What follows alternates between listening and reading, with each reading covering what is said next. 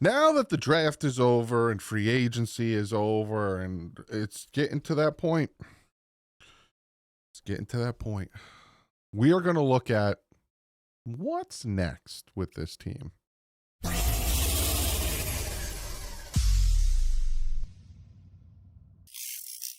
What is up, fans? Yes, all of the major offseason events are done with. No, the draft is done with. All that good stuff is done with. So, what's next? Well, as of right now, first off, I got to shout out BetUSTV. Go check them out, betustv.com, or you can check them out here or on X at BetUSTV. You got your props, you got your sports content, all that great stuff over there. Go check them out, BetUSTV. Other thing, we're going to talk about everything that you can expect from now until July when training camp starts. But the Dolphins are already there. They're already working out. Look at them.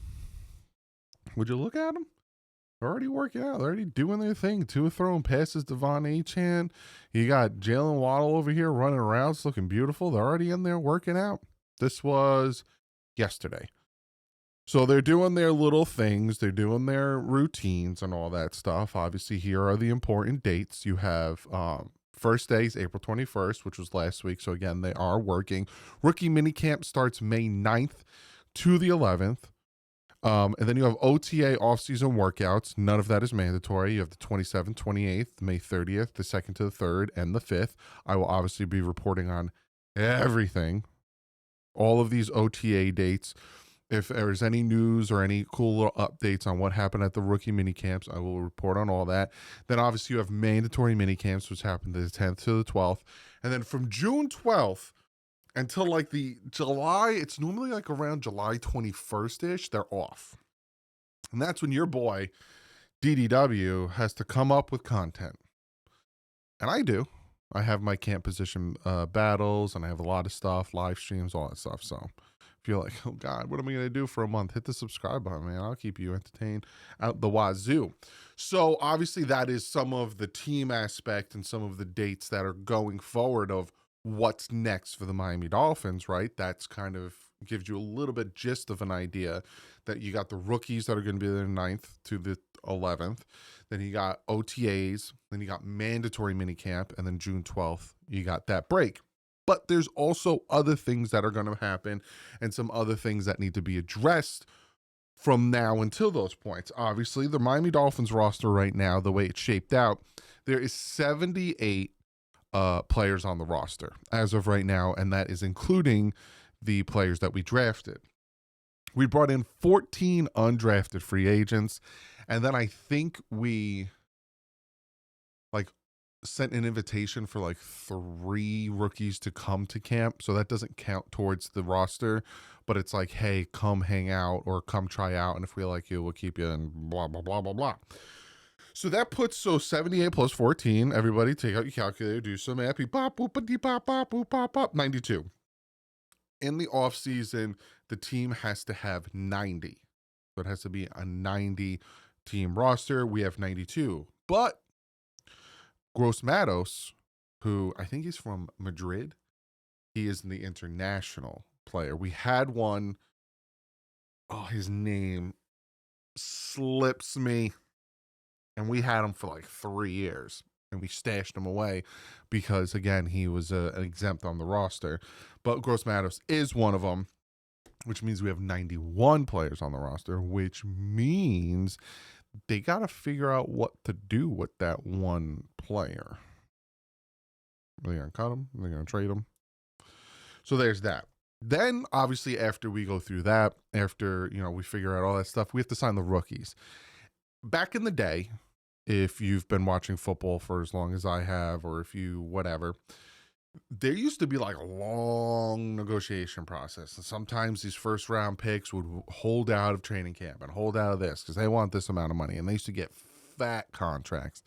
With the new CBA, these players now, each round kind of has a designated price for the picks. And that's why you can look up how much each team is going to have to allocate for draft picks. I think for the Dolphins, it's like 6-7 billion. And it's not a lot, but now you can look at these things and understand it because it's already like, hey, look, you're the 13th pick in the first round. This is how much you're going to get.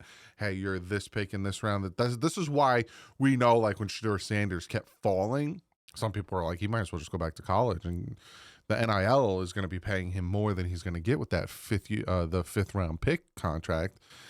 Same thing with yours. Some people are like, he's going to get pennies to the dollar compared to if he went back to college. So, all of that with the signing the rookies, but that is the next step with this team is to sign the rookies. Then on May 4th, we have the schedule release.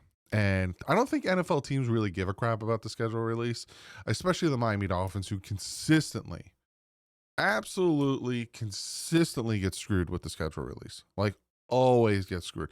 You're going to be playing in Denver on December whatever. You're going to be playing in Buffalo on January 1st, and you're going to be doing this. But you know what? No home games in September, because that's not fair to the away teams for them to come down to Miami in the heat. That's not fair. But pack up your britches because you're going to Buffalo in January 1st. It's so I know that the Dolphins, I obviously talked to the quarterback coach last training camp, and it does ruffle their feathers, the fact that they don't have their home field advantage of the heat. All these other teams for most of the season get that home field advantage because they're in the cold. Buffalo, Green Bay, Cleveland, Detroit's in a dome, Baltimore, Pittsburgh, Philly, New England, they all get that home field advantage of the cold, whereas Miami, who's the southernmost football team, doesn't. It does just ruffle their feathers. I was talking to our quarterbacks coach, Daryl Bevel, about that, and it bothered him. But we get the schedule release, so for us, we're going to be looking at it. I'm obviously going to have a video beforehand, kind of what I'm looking at, where I want the bye week, where I want to play certain teams, blah, blah, blah. We'll look at who we're playing, all that stuff. So there's that. Then there's the June 1st aspect of it. Who's getting traded? Now, obviously, the not really surprising name that is going to be named is Jalen Ramsey. I don't know why I took a beat there. My brain just didn't want to work. Where's he going to go? Who's going to trade for him? It's a 5-point-something million cap savings, which then puts us at like 22 million, which is good. Where are we going to go with that? Again, what pick compensation are we going to get? Is it going to be a player for player trade? There's a lot that goes into that. I might make my own video about the Jalen Ramsey situation and kind of talk about who we could trade for, who we could trade him to, what we could get, all that stuff. Maybe I'll do that next week or something because, June 1st is coming and, we got to get ready for that.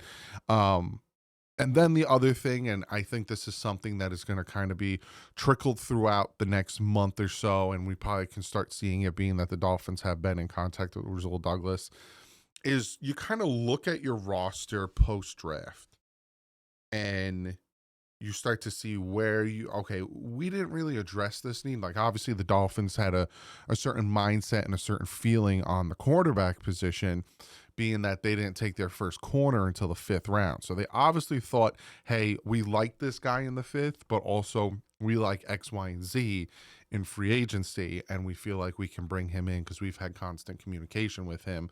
Look, we're going to focus on these other things, and once the draft's over, we're going to want to bring you in for a contract. So keep your options open. I honestly think that's what happened. I think the Dolphins were like, we're going to go in this draft. We're going to focus on the trenches, which they did with the first 3 picks.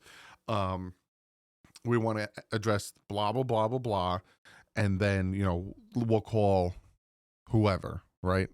I honestly think that's what happened. So that's something. And then also teams will probably start cutting players. So some of these teams with players that are good are probably going to become available, if not through cuts, but through trades. And then again, that's where Jalen Ramsey pops up. The Dolphins will probably be teams will probably be calling the Dolphins for Tyreek Hill, being like, hey, is he still available? That's something, unfortunately, last off season and then, OTAs, mini camps, and then training camp, yada yada. The big fat question was, when is Tua going to get paid? When is Tua going to get paid? Now the big fat question is Tyreek Hill going to be on the team? Is he going to get traded? Is he there? Is he not there? Like, if he's not at mandatory mini camps, people are going to be like, oh no, does that mean he's going to get traded? Obviously Jalen Ramsey is on the team by that point, which we'll see, because again, it's June. I think it was 10th to the 12th. It's the same if he's not there. Everyone's like, obviously he doesn't want to be here, blah, blah, blah. So that's a lot of what's up next for the Miami Dolphins is, what how are they going to fill out the roster? You have Mike McDaniel and Weaver sitting down looking at the offense and the defense being like, okay, I think the offense is pretty good. We want to add something maybe here and there. The defense, hey, I need something here or there if you want me to run the scheme this way, blah, blah, blah. So, it's going to be somewhat busy. Not like it's been, but it's going to be for May and June. Like I said, I have a ton of stuff in the works for you guys. We're going to look at the schedule. I'm going to recap, OTAs. I give you all the information I can get from the team, how things are developing, who's developing. We're going to find out who gets traded, who we sign. I honestly would be shocked if they don't sign at least one corner and a safety possibly in this time period, because this is when they got Jordan Poyer. This is when they added certain players, even though we had safety still on the team. So I wouldn't be surprised if that happens.